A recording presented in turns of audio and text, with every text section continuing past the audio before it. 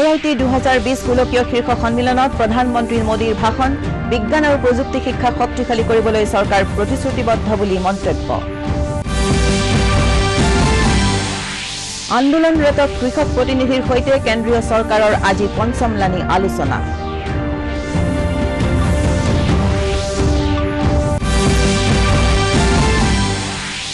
আৰু বিটিসি নিৰ্বাচনৰ বাবে প্ৰচাৰ অভিযান তুংগত বিভিন্ন ঠাইত ৰাজনৈতিক দল তথা নেতা কৰ্মীৰ সমদল আৰু জনসভা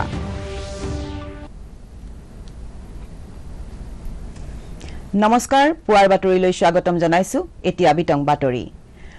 প্ৰধানমন্ত্ৰী নৰেন্দ্ৰ মোদীয়ে কয় যে দেশত বিজ্ঞান আৰু প্ৰযুক্তি শিক্ষা শক্তিশালী কৰিবলৈ চৰকাৰ প্ৰতিশ্ৰুতিবদ্ধ পান IITU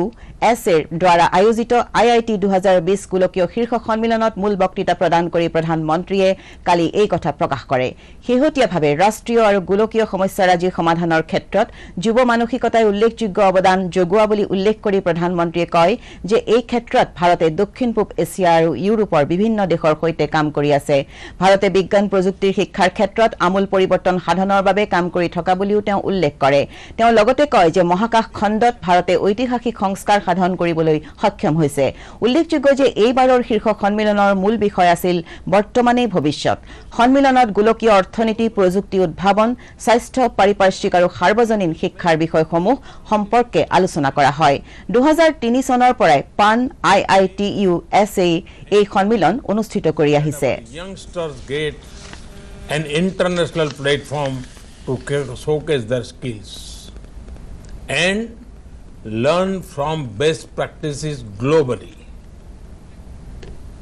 কেন্দ্ৰীয় চৰকাৰ আৰু আন্দোলনৰত কৃষকসকলৰ বিভিন্ন ইউনিয়নৰ মাজত আজি নতুন দিল্লীত পঞ্চমলানি আলোচনা অনুষ্ঠিত হ'ব উল্লেখযোগ্য যে কৃষক সংগঠনসমূহে উত্থাপন কৰা বিভিন্ন বিষয় নিষ্পত্তিৰ উদ্দেশ্যে যোৱা বৃহস্পতিবাৰে চতুৰ্থলানি আলোচনা অনুষ্ঠিত হৈছিল আৰু এই আলোচনাত কেন্দ্ৰীয় কৃষি মন্ত্ৰী নৰেন্দ্ৰ সিং তোমৰ বাণিজ্য তথা ৰেল মন্ত্ৰী পীয়ূষ গোয়েল আৰু বাণিজ্য দপ্তৰৰ ৰাজ্য মন্ত্ৰী সোম প্ৰকাশৰ সৈতে 40টা কৃষক ইউনিয়নৰ প্ৰতিনিধিয়ে অংশগ্ৰহণ কৰিছিল বৈঠকৰ অন্তত কৃষি মন্ত্ৰী তোমৰে সাংবাদিকৰ আগত কয় যে কেন্দ্ৰীয় চৰকাৰে কৃষকসকলৰ বিভিন্ন বিষয় সম্পৰ্কে আন্তৰিকতাৰে আলোচনা কৰি আহিছে চতুৰ্থলানি আলোচনা যথেষ্ট ইতিবাচক আৰু সৌহাৰ্দ্যপূৰ্ণ আছিল বুলি তেওঁ জানিবলৈ দিয়ে কৃষকসকলৰ কল্যাণৰ বাবে চৰকাৰ প্ৰতিশ্ৰুতিবদ্ধ বুলিও তেওঁ মন্তব্য কৰে কেন্দ্ৰীয় কৃষি মন্ত্ৰী গৰাকীয়ে লগতে কয় যে ন্যূনতম সমৰ্থন মূল্য ব্যৱস্থাত কোনো সালসলনি নঘটে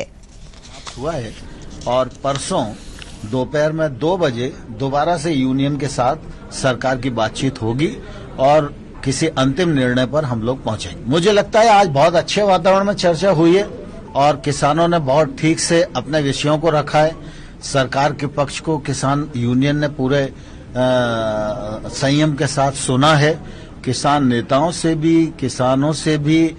अनुरोध करना चाहता हूं कि सर्दी का सीजन है सरकार बातचीत कर ही रही है और लगातार सरकार वार्ता में है तो निश्चित रूप से वार्ता में जो मुद्दे आएंगे वो समाधान तक पहुंचेंगे इसलिए आंदोलन समाप्त करें বিটিসিৰ পৰিষদীয় নিৰ্বাচনৰ প্ৰচাৰ অভিযান তুংগত উঠিছে অঞ্চলটোৰ পৰিষদীয় সমষ্টিসমূহত বিভিন্ন ৰাজনৈতিক দল আৰু নেতাসকলে প্ৰচাৰ অভিযান ব্যাপক কৰি তোলা পৰিলক্ষিত হৈছে কালি উদালগুৰি চহৰৰ সমীপৱৰ্তী মনপুৰ মিনি ষ্টেডিয়ামত অনুষ্ঠিত এটা নিৰ্বাচনী সমাৱেশত ভাষণ দি মুখ্যমন্ত্ৰী সৰ্বানন্দ সোণোৱালে কয় যে প্ৰধানমন্ত্ৰী নৰেন্দ্ৰ মোদীৰ নেতৃত্বত সমগ্ৰ দেশতে বিভিন্ন উন্নয়নমূলক কাম চলি আছে আৰু অসম চৰকাৰেও বিভিন্ন জনমুখী আঁচনি ৰূপায়ণ কৰি আহিছে বিটিআৰ অঞ্চলৰ পৰা ভয় শংকা নাইকিয়া কৰি শান্তিৰ পৰিৱেশ সৃষ্টি কৰা হ'ব বুলি উল্লেখ কৰি মুখ্যমন্ত্ৰী সোণোৱালে কয় যে কেন্দ্ৰ আৰু ৰাজ্য চৰকাৰৰ প্ৰচেষ্টাত উদালগুৰি জিলাত দেশৰ প্ৰথমখন অৰ্গেনিক বিশ্ববিদ্যালয় প্ৰতিষ্ঠা কৰা হ'ব সমাৱেশত সাংসদ দিলীপ শইকীয়া বিজেপিৰ ৰাজ্যিক সভাপতি ৰঞ্জিত কুমাৰ দাস আৰু পল্লৱ লোচন দাস প্ৰমুখ্য দলৰ কেইবাগৰাকীও শীৰ্ষ নেতা উপস্থিত আছিল সকলোকে পেনশন দিয়াৰ ব্যৱস্থা কৰা হ'ব শিক্ষা সংস্কৃতি ক্ৰীড়া চাৰিখন জিলাৰ ৰাইজে সকলো জাতি জনগোষ্ঠীয়ে যোৱা 15 বছৰ যিটো অপশাসন দুৰ্নীতিৰ ইয়াৰ দৃশ্য দেখিলে তিক্ত অভিজ্ঞতা যিটো পালে ইয়াৰ পৰা পৰিত্ৰাণ বিচাৰিছে পৰিত্ৰাণ দিব পৰা এটাই শক্তি আছে বৰ্তমান ভাৰতবৰ্ষত সেইটো হৈছে বিজেপি ৰাজ্যখনৰ বিত্ত শিক্ষা আৰু গড়কাপ্তানি বিভাগৰ মন্ত্ৰী ডক্টৰ হিমন্ত বিশ্ব শৰ্মাই কালি বাক্সা জিলাৰ 25 নম্বৰ বাগানপাৰা পৰিষদীয় সমষ্টিত দলীয় প্ৰাৰ্থীৰ হকে প্ৰচাৰ চলাই বিপিএফ দলক কঠোৰ সমালোচনা কৰে। তেওঁ কয় যে বিটিচিত বিজেপিৰ শাসন প্ৰতিষ্ঠা হলে সকলো শ্ৰেণীৰ লোকক মাটি কিনা বেচাৰ অনুমতি প্ৰদান কৰাৰ লগতে জব কাৰ্ড আৱাস যোজনাৰ গৃহকে ধৰি সকলো ধৰণৰ সা-সুবিধা প্ৰদান কৰা হ'ব। উল্লেখযোগ্য যে মন্ত্ৰী ডক্টৰ শৰ্মাই নিৰ্বাচনী সমাৱেশত ভাষণ দিয়াৰ উপৰিও প্ৰায় 20 কিলোমিটাৰ দৈৰ্ঘ্যৰ চাইকেল সমদলত অংশগ্ৰহণ কৰে। ঘৰৰ পইচা আপোনালোকৰ জব কাৰ্ডৰ পইচা এতিয়া ইলেকশ্যনৰ সময়ত খানা খোৱা মটৰচাইকেল চলোৱা খাই ল'ব আপোনালোকৰ পইচা ভোট খালি নিদিব হয়নে নহয়? এই যে মটৰচাইকেল এই যে ডাঙৰ ডাঙৰ ঘৰবিলাক দেখিছে এইবিলাক তেওঁলোকৰ পইচা নহয়। প্ৰত্যেক মাহত যে চাউলৰ দাম কাটি ৰাখে চাউল কাটি ৰাখে জব কাৰ্ড কাটি ৰাখে চৰকাৰৰ পৰা অহা ঘৰৰ টকা আপোনালোকে যে নাপায় সেই টকাবোৰ বিপিএফৰ পেটত যায়। বিটিচিৰ পৰিষদীয় নিৰ্বাচনৰ বাবে কংগ্ৰেছ আৰু AIUDF দলেও প্ৰচাৰ অভিযান ব্যাপক কৰি তুলিছে। কালি বাক্সা জিলাৰ মথনগুৰি পৰিষদীয় সমষ্টিত অনুষ্ঠিত এক নিৰ্বাচনী সমাৱেশত AIUDFৰ মুৰব্বী বদৰুদ্দিন আজমল, প্ৰদেশ কংগ্ৰেছৰ সভাপতি ৰিপুণ বৰা, কংগ্ৰেছ নেতা ৰকিবুল হুছেইন আৰু প্ৰদ্যুৎ বৰদলৈ আদিয়ে অংশগ্ৰহণ কৰি মিত্ৰজোঁটৰ প্ৰাৰ্থীক বিজয়ী কৰাবলৈ ভোটদাতাসকলক আহ্বান জনায়। তেওঁলোকে বিজেপি নেতৃত্বাধীন চৰকাৰৰ কাম কাজক কঠোৰ সমালোচনা কৰে। চৰকাৰ হ'ব আপোনালোকৰ যিমান বিপদ আছে সকলো নাইকিয়া হৈ যাব। এবাৰ সুযোগ দিয়ক নাই আপোনালোকে এইবাৰ আপোনালোকে ভূমিৰ ক্ষেত্ৰতেই হওক চাকৰি বাকৰিৰ ক্ষেত্ৰতেই হওক ঠিকা টুকুলিৰ ক্ষেত্ৰতেই হওক সকলো ক্ষেত্ৰতে আমি উপেক্ষা কৰি থকা হৈছে। প্ৰধানমন্ত্ৰী নৰেন্দ্ৰ মোদীয়ে কয় যে পৰৱৰ্তী কেইটামান সপ্তাহৰ ভিতৰত দেশত কৰোনা ভাইৰাছৰ প্ৰতিষেধক উপলব্ধ হ'ব। নতুন দিল্লীত কালি ভাৰ্চুৱেল পদ্ধতিৰে এখন সৰ্বদলীয় বৈঠকত পৌৰহিত্য কৰি প্ৰধানমন্ত্ৰীয়ে কয় যে দেশৰ বিজ্ঞানীসকলৰ নিৰলস প্ৰচেষ্টাৰ ফলত এই বিভীষিকাৰ বিৰুদ্ধে প্ৰতিষেধক উদ্ভাৱন কৰাটো সম্ভৱ হৈ উঠা পৰিলক্ষিত হৈছে। তেওঁ কয় যে গৱেষক বিজ্ঞানীসকলৰ অনুমোদনৰ চূড়ান্ত ব্যৱস্থাৰ পিছত সমগ্ৰ দেশতে এই প্ৰতিষেধকৰ টীকাকৰণ কাৰ্যসূচী আৰম্ভ কৰিব পৰা যাব। প্ৰতিষেধক প্ৰদানৰ বাবে প্ৰথমতে স্বাস্থ্যকৰ্মী আৰু কৰোনা যুঁজত সন্মুখৰ পৰা প্ৰত্যাহ্বান জনোৱাসকলক সামৰি লোৱা হ'ব বুলি প্ৰধানমন্ত্ৰীয়ে উল্লেখ কৰে। তেওঁ কয় যে সকলো ৰাজ্য আৰু কেন্দ্ৰীয় শাসিত অঞ্চলৰ চৰকাৰসমূহৰ সহযোগত এই টীকাকৰণ কাৰ্যসূচী আৰম্ভ কৰিব পৰা যাব। দেশৰ জনসাধাৰণক এই বৃহৎ টীকাকৰণ কাৰ্যসূচীত সহযোগ কৰিবলৈ প্ৰধানমন্ত্ৰীয়ে লগতে আহ্বান জনায়। সৰ্বদলীয় বৈঠকত উভয় সদনৰ দলীয় নেতাসকলৰ লগতে কেন্দ্ৰীয় গৃহমন্ত্ৰী অমিত শ্বাহ, প্ৰতিৰক্ষা মন্ত্ৰী ৰাজনাথ সিং আৰু স্বাস্থ্য মন্ত্ৰী ডাঃ হৰ্ষ বৰ্ধন উপস্থিত আছিল। আনহাতে কংগ্ৰেছ নেতা অধীৰ ৰঞ্জন চৌধুৰী আৰু গুলাম নবী আজাদ, তৃণমূল কংগ্ৰেছৰ নেতা ডেৰেক অ'ব্ৰিয়েন, ডিএমকেৰ নেতা TR বালু আৰু NCPৰ শাৰদ পাৱাৰকে ধৰি সকলো ৰাজনৈতিক দলৰ প্ৰতিনিধি উপস্থিত আছিল। एक्सपर्ट्स ये मानकर चल रहे हैं कि अब कोरोना की वैक्सीन के लिए बहुत ज्यादा इंतजार नहीं करना पड़ेगा। माना जा रहा है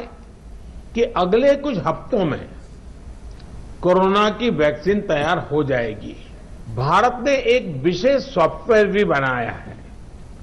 कोविन, जिसमें कोरोना वैक्सीन के लाभार्थी वैक्सीन के उपलब्ध स्टॉक और स्टोरेज से जुड़ी रियल टाइम इंफॉर्मेशन रहेगी। भारत में कोरोना वैक्सीन की रिसर्च से जुड़े दायित्व के लिए विशेष टास्क फोर्स का गठन किया गया था। ৰাজ্যত কোভিডৰ পৰা আৰোগ্য লাভ কৰা লোকৰ সংখ্যা 2,08,964 বৃদ্ধি পাইছে। স্বাস্থ্যমন্ত্ৰী ডক্টৰ হিমন্ত বিশ্ব শৰ্মাই এটা টুইটত সদৰি কৰা অনুসৰি কালিৰ দিনটোত 121 গৰাকী লোক নতুনকৈ এই ৰোগৰ পৰা সুস্থ হৈ উঠিছে। আৰোগ্যৰ হাৰ হৈছে 97.87%। ইয়াৰ বিপৰীতে কালি 169 জন লোকৰ দেহত নতুনকৈ কোভিডৰ সংক্ৰমণ ধৰা পৰাত মুঠ আক্ৰান্তৰ সংখ্যা 2,13,505লৈ বৃদ্ধি পাইছে। সম্প্ৰতি ৰাজ্যত 3,551 গৰাকী লোক চিকিৎসাধীন হৈ আছে। শিৱসাগৰ আৰু ডিব্ৰুগড় জিলাত কালি এজনকৈ ৰোগীৰ মৃত্যু হয়। ইয়াকে লৈ ৰাজ্যত এতিয়ালৈকে এই ৰোগত মৃত্যু হোৱা লোকৰ সংখ্যা 987 হৈছেগৈ। কেন্দ্ৰীয় স্বাস্থ্য মন্ত্ৰণালয়ৰ শেহতীয়া তথ্য অনুসৰি দেশত প্ৰায় ৩৬,৫০০ গৰাকী লোক নতুনকৈ কোভিড-19ত আক্ৰান্ত হৈছে। ইয়াকে লৈ মুঠ আক্ৰান্তৰ সংখ্যা ৯৫,৭১,৫৫৯ হৈছেগৈ। ইয়াৰ ভিতৰত ৪,১৬,০৮২ ৰোগী বৰ্তমানে চিকিৎসাধীন হৈ আছে। আনহাতে দেশত ৯০,১৬,২৮৯ গৰাকী ৰোগী ইতিমধ্যে সুস্থ হৈ উঠিছে। আৰোগ্যৰ হাৰ হৈছে ৯৪.২০%। ইফালে দেশত এই পৰ্যন্ত ১,৩৯,১৮৮ জন লোকৰ এই ৰোগত মৃত্যু ঘটিছে।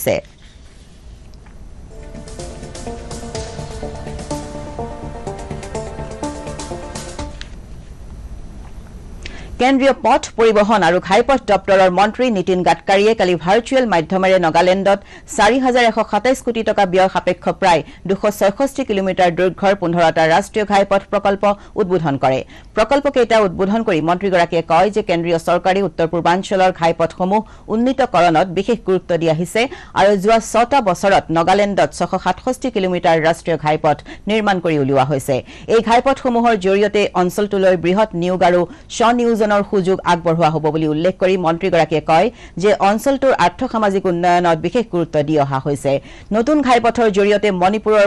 মণিপুৰৰ ইম্ফলৰ পৰা ডিমাপুৰলৈ বিকল্প পথেৰে যাতায়াত মুকলি হ'ব বুলিও তেওঁ কয়। আনহাতে কোহিমাৰ পৰা ম্যানমাৰ সীমান্তলৈ পৰিবহণ ব্যৱস্থা সুচল হৈ উঠিব বুলি উল্লেখ কৰি মন্ত্ৰীগৰাকীয়ে কয় যে এনে ব্যৱস্থাসমূহৰ জৰিয়তে চুবুৰীয়া ৰাজ্যসমূহৰ অৰ্থনৈতিক সম্পৰ্ক উন্নত হ'ব। Network in the state of Nagaland was 880.68 km till 2014. The NH network has been expanded to 1,547 km. 667 km added to the NH network in the state of Nagaland during the last 6 years. That is growth of 75.73% in the NH network in the state of Nagaland in last 6 years. Bharat আৰু অষ্ট্ৰেলিয়াৰ মাজৰ তিনিখনীয়া টি-20 cricket শৃংখলাৰ কেনবেৰাত অনুষ্ঠিত কালি প্ৰথমখন খেলত ভাৰতে অষ্ট্ৰেলিয়াক 11 ৰানত পৰাস্ত কৰে। টছত জিকি অষ্ট্ৰেলিয়াই ভাৰতক প্ৰথমে বেটিং কৰিবলৈ আমন্ত্ৰণ জনায়। ভাৰতে প্ৰথমে বেট ধৰি 7টা উইকেটৰ বিনিময়ত 161 ৰান সংগ্ৰহ কৰে। ভাৰতৰ হৈ KL ৰাহুলে 40টা বলত 51 ৰান আৰু ৰবীন্দ্ৰ জাদেজাই মাত্ৰ 23টা বলত 44 ৰান কৰে। প্ৰত্যুত্তৰত অষ্ট্ৰেলিয়াৰ নিৰ্ধাৰিত 20 অভাৰত 7টা উইকেট হেৰুৱাই মাত্ৰ 150 ৰানহে কৰিবলৈ সক্ষম হয়। ভাৰতৰ হৈ যুজৱেন্দ্ৰ চাহল আৰু টি নটৰাজনে 3টাকৈ উইকেট দখল কৰে। শৃংখলাৰ দ্বিতীয়খন খেল কাইলৈ সিডনীত অনুষ্ঠিত হ'ব।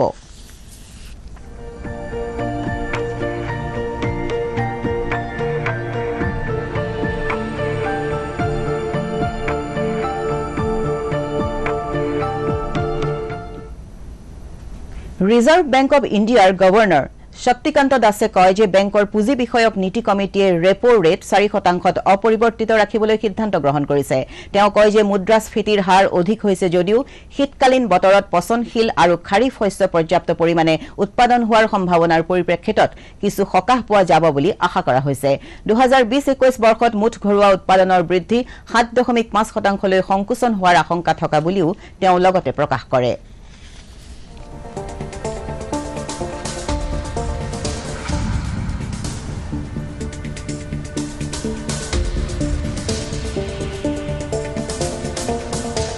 The Monetary Policy Committee met on 2nd, 3rd and 4th December.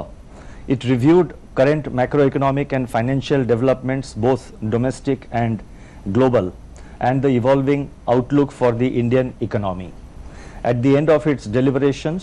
the MPC voted unanimously to leave the policy repo rate unchanged at 4%. 2021 চনত অনুষ্ঠিত হ'বলগীয়া অসম বিধানসভাৰ নিৰ্বাচনৰ বাবে 15 জানুৱাৰীত চূড়ান্ত ভোটাৰ তালিকা প্ৰকাশ কৰা হ'ব। কামৰূপ মহানগৰ জিলাৰ উপায়ুক্ত বিশ্বজিৎ পেগুৱে এই কথা প্ৰকাশ কৰি কয় যে নাম ঠিকনা আদিৰ বাবে ভোটাৰ তালিকাৰ বিশেষ সংশোধনী প্ৰক্ৰিয়া আৰম্ভ হৈছে। বৰ্তমানলৈ জিলাখনৰ প্ৰায় 18,000 নতুন ভোটাৰে ভোটাৰ তালিকাত নাম সন্নিৱিষ্ট কৰিবলৈ আবেদন জনোৱা বুলি উপায়ুক্তগৰাকীয়ে জানিবলৈ দিয়ে। আনহাতে ফটো নথকা প্ৰায় 6,239 গৰাকীৰ নাম তালিকাত অন্তৰ্ভুক্ত কৰিব পৰা হোৱা নাই বুলি তেওঁ সদৰি কৰে। তেওঁলোকৰ ওপৰেঞ্চি যিসকলে নতুনকৈ তেওঁলোকৰ যদি কাৰেকশ্যন কৰিব লাগে, নাম শুধৰণি কৰিব লাগে বা কোনোবাই যদি এটা পলিং ষ্টেচনৰ পৰা অন্য এটা পলিং ষ্টেচনলৈ শ্বিফটিং কৰিলে, তেনে ক্ষেত্ৰত তেওঁলোকৰ যিখিনি য'লৈকে শ্বিফ্ট হৈছে সেই পলিং ষ্টেচনত তেওঁলোকে নিজৰ নামটো অন্তৰ্ভুক্ত কৰিব পাৰিব। আৰু লগতে যদি কোনোবাই কোনো ব্যক্তিয়ে যদি ইতিমধ্যে যদি তেওঁলোকে নাই তেওঁলোকৰ ক্ষেত্ৰত আমি তেওঁলোকৰ ডিলিশ্যনৰ বা শিফটেড ভোটাৰ হিচাপে বা ডেড ভোটাৰ হিচাপে আমি তেওঁলোকৰ নামটো অনলাইন গেমিং ফেন্টাসি খেলাদিৰ ক্ষেত্ৰত কেন্দ্ৰীয় চৰকাৰে কালি পৰামৰ্শাৱলী জাৰি কৰিছে তথ্য আৰু সম্প্ৰচাৰ মন্ত্ৰণালয়ে জাৰি কৰা এই পৰামৰ্শাৱলী অনুযায়ী কোনো বিজ্ঞাপনত 18 বছৰৰ কম বয়সৰ ল'ৰা-ছোৱালীয়ে অনলাইন গেমিংৰ জৰিয়তে ধন উপাৰ্জন কৰাটো দেখুৱাব নোৱাৰিব এই ধৰণৰ খেলসমূহক উপাৰ্জনৰ উপায় হিচাপেও কোনো বিজ্ঞাপনত দেখুৱাব নোৱাৰিব তদুপৰি এই খেলসমূহৰ সকলো বিজ্ঞাপনতে ইয়াত জড়িত হৈ থকা আৰ্থিক ক্ষয়ক্ষতিৰ আশংকা তথা ইয়াৰ প্ৰতি আসক্তি সৃষ্টি হোৱাৰ সম্ভাৱনা থকাৰ কথা স্পষ্টভাৱে উল্লেখ কৰিব লাগিব বুলি চৰকাৰৰ পৰামৰ্শাৱলীত কোৱা হৈছে এই পৰামৰ্শাৱলী অহা 15 ডিসেম্বৰৰ পৰা প্ৰযোজ্য হ'ব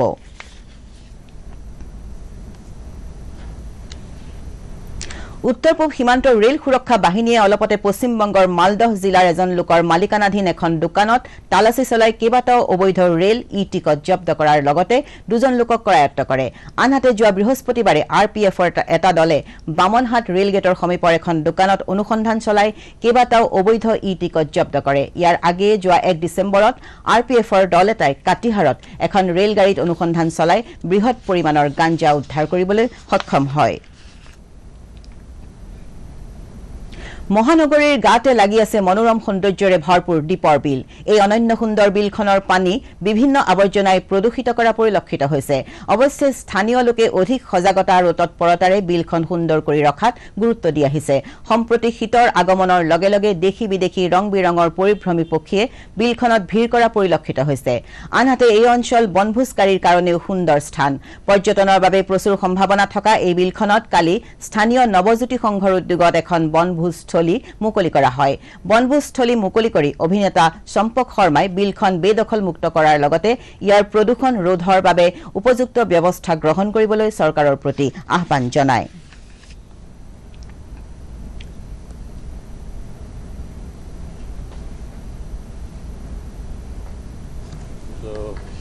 ইয়াৰ বৰ্ণনা আমি কৰিব পাৰো আজি বহু বছৰ ধৰি এই বিলৰ পাৰত নতুন বৰ্ষৰ আগমনক লৈ বনভোজ চলে আৰু ইয়াক যাতে কোনো ধৰণৰ উশৃংখল পৰিৱেশ সৃষ্টি নহয় কাৰণ বনভোজ বুলি ক'লে বহু ধৰণৰ তেনেকুৱা ধৰণৰ কিছুমান আমি ঘটনা ঘটিয়াই আমি দেখি থাকোঁ বা শুনো কি নৱজ্যোতি সংঘই যি এটা পদক্ষেপ লৈছে ৰাজ্যিক উদ্ভাৱন আৰু ৰূপান্তৰ আয়োগ চমুকৈ সিটাৰ এখন বৈঠক কালি দিছপুৰত অনুষ্ঠিত হয় সিটাৰ উপাধ্যক্ষ দীপক কুমাৰ বৰঠাকুৰৰ সভাপতিত্বত অনুষ্ঠিত এই বৈঠকত মুখ্যমন্ত্ৰীৰ অতিৰিক্ত মুখ্য সচিব পৱন কুমাৰ বৰঠাকুৰ সংগঠনটোৰ উপদেষ্টা ডক্টৰ KM বুজৰ বৰুৱা প্ৰমুখ্যে কেইবাগৰাকীও ব্যক্তিয়ে অংশগ্ৰহণ কৰে বৈঠকত সংস্থাটোৱে চলিত বছৰটোত ৰূপায়ণ কৰিবলৈ লোৱা বিভিন্ন প্ৰকল্প আৰু অধ্যয়ন সম্পৰ্কে আলোচনা কৰা হয়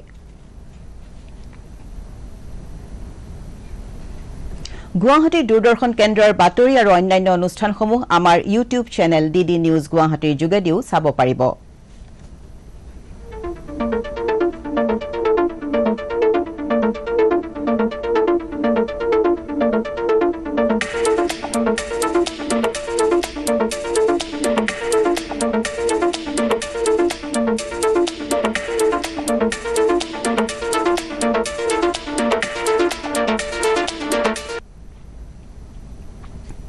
বাতৰি শেষ হোৱাৰ আগতে প্ৰধান বাতৰিসমূহ আকৌ এবাৰ IIT 2020 গোলকীয় শীৰ্ষ সন্মিলনত প্ৰধানমন্ত্ৰী মোদীৰ ভাষণ বিজ্ঞান আৰু প্ৰযুক্তি শিক্ষা শক্তিশালী কৰিবলৈ চৰকাৰ প্ৰতিশ্ৰুতিবদ্ধ বুলি মন্তব্য আন্দোলনৰত কৃষক প্ৰতিনিধিৰ সৈতে কেন্দ্ৰীয় চৰকাৰৰ আজি পঞ্চমলানি আলোচনা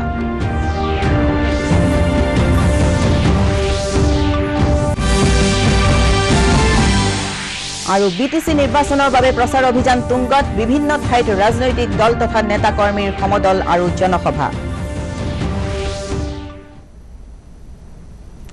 বাতৰিৰ পৰা বিদায় লোৱাৰ আগে এটা কথা মনত পেলাই দিছো কৰোনাৰ বিৰুদ্ধে যুঁজত জয়ী হ'বলৈ শাৰীৰিক দূৰত্ব বজাই ৰাখক সাবুনেৰে সঘনাই হাত ধুই থাকক বা হেণ্ড স্যানিটাইজাৰ ব্যৱহাৰ কৰক আৰু সঠিকভাৱে মাস্ক পিন্ধিবলৈ নাপাহৰিব